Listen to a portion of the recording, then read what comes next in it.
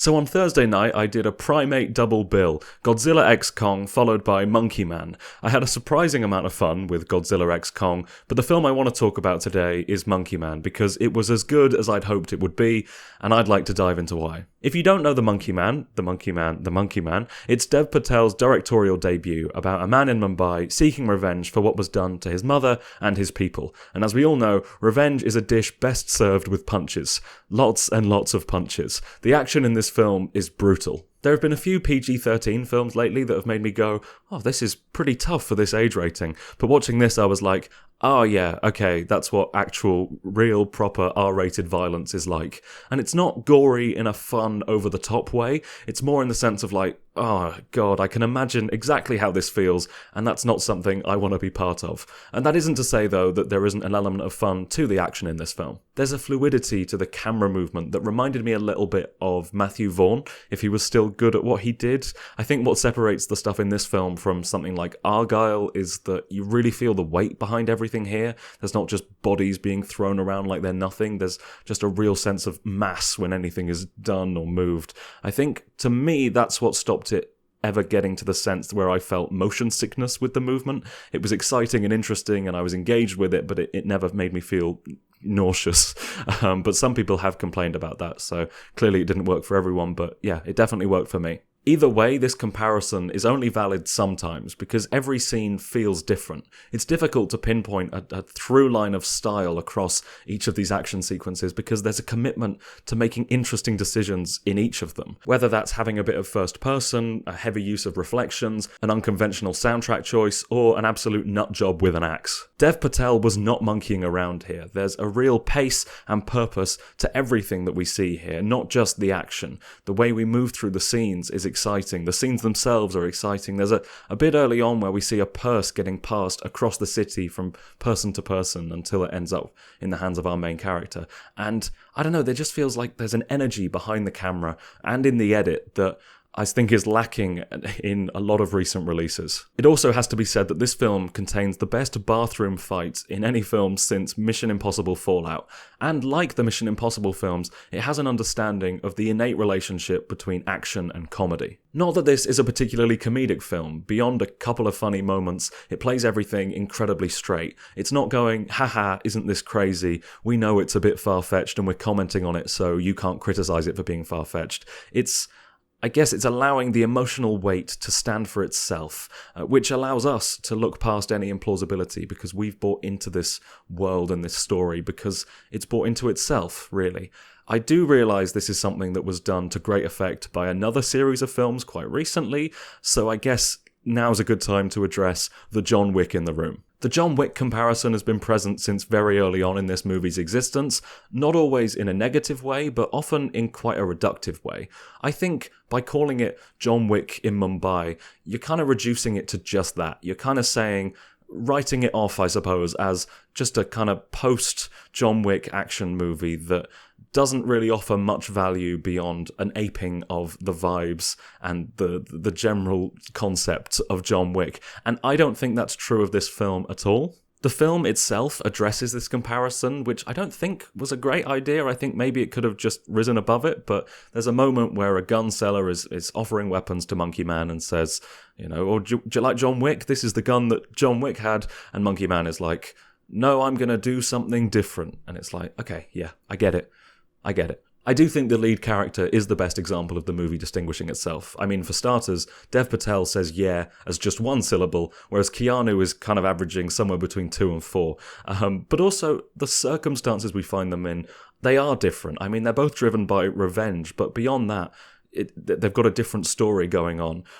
I mean, Monkey Man's motivation is a lot more political, but that also doesn't mean it's any less personal. I think it's a very political and personal motivation, and it's incredibly engaging. As far as the rest of the movie goes, the John Wick comparison doesn't feel unfair, but I also don't think it should dominate the conversation around this movie. It's less a sense of, this is something I've seen before, and more a sense of, wow, this movie's excelling in a lot of areas that the John Wick movies also excelled. Whether we're talking about the great visuals, the simple, moving story, the creative, visceral action, or the sense of sincere earnestness that runs through it, I don't think it's a bad thing to have multiple projects share those qualities. Beyond the surface level element of revenge, the story of Monkey Man is very much its own thing. The circumstances we find the main character in are unique and interesting. There's a strong political element to the plot. It's a film that's clearly very angry about the state of the world, or I guess India, but it's all stuff that feels pretty universal.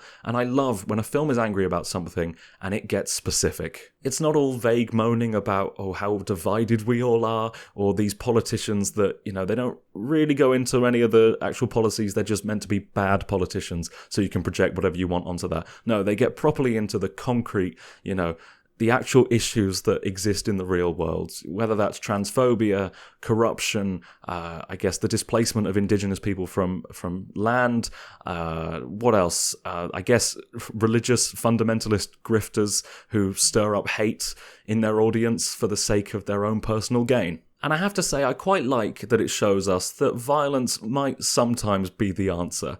Can I say that in a video? I think so, because I'm talking about a film here. It's all the hypothetical stuff. But it basically posits the question of the cycle of violence and, he's witnessed violence in his childhood and now he's causing violence now, and will this just continue? Monkey see, monkey do, that kind of thing. And it kind of does the question of, should he put a stop to this? But the character suggesting to Monkey Man that he end the cycle and move forward in peace is the character who caused the initial violence. I think, how about we all put down our guns and stop fighting, is a very convenient stance for the oppressor to take when they already have everything they want. I think this film shows that for our character, there is no peace until he feels a sense of justice, and that for the characters who deserve to face this justice, there should not be any peace for them until this happens. I don't think there's ever any doubt that our main character is in the right. Dev Patel, as a protagonist, he just has this immense depth to his eyes. You just want to stare into them. You just want to dive into them. And I don't dive into things lightly. He brings a kind of, I don't know, there's a palpability to his motivation and to his quest. I think there's an emotional tangibility there. And I think even in the moments where his motivation and his backstory we're not completely aware of them, we believe them. We believe that he is justified in his mission. We think, you know what, I've seen what these guys are like.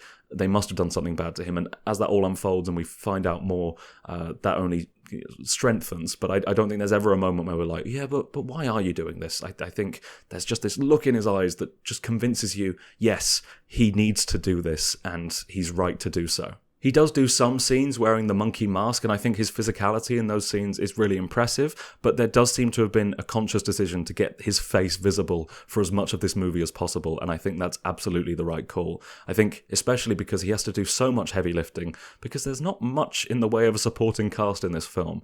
I mean, obviously there's the bad guys that he's going after, and they are all perfectly detestable. I think he has a few allies. He's got a guy, Alfonso, who he works with, who's, I guess, this movie's closest thing to comic relief, but I think he's a bit of a cheeky monkey, but he doesn't feel like a comedy character. He feels just like a real guy, just like a kind of funny guy that at work or in whatever context. Because once stuff starts happening to him, I was struck by just how much he reacted like a real person about it. Like, things did impact him. Things did affect him emotionally. They affected, there were consequences to his life. But the supporting character who made the biggest impact on me was Alpha, part of a community of transgender and gender non-conforming people who helped the main character along his journey. I think they all provide such a defiant light in the face of the rest of this movie's darkness. And I think Dev Patel, using his first movie to represent, celebrate, and uplift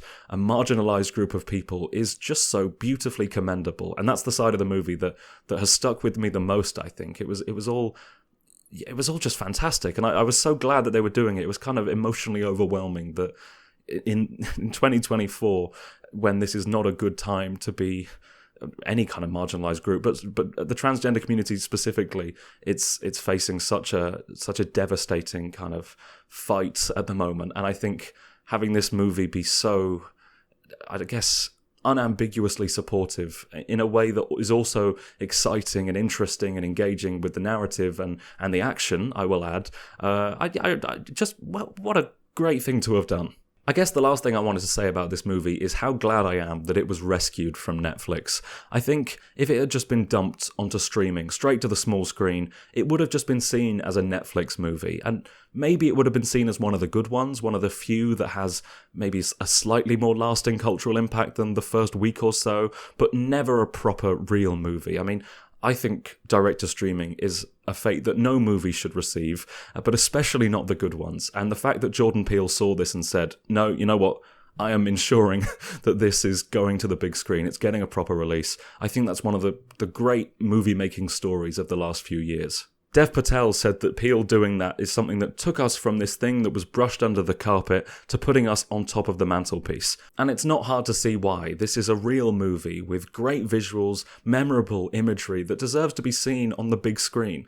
And I think more films should have the opportunity to, I guess, escape streaming hell. And I hope that's something we see more of in the future, because for this example, I'm so glad it happened, and I'm so glad I saw it, and you should see it too. So there are my thoughts on Monkey Man. I had a wonderful time with it, and I've really enjoyed talking about it, and I hope to continue that conversation in the comments. So if you've seen this film, let me know what you think of it. I'll love to have a chat with you there. If you haven't seen this film, as I've said, go and see this film, then come back to the comments section and tell me what you think. Hopefully I've not set you up there and you actually will have a good time. Yeah, I think that's everything. Thank you very much for watching. I hope you enjoyed. If you did, leave a like, subscribe. I do really great videos like this all the time. Yeah, I think that's everything. See you soon. Love you lots.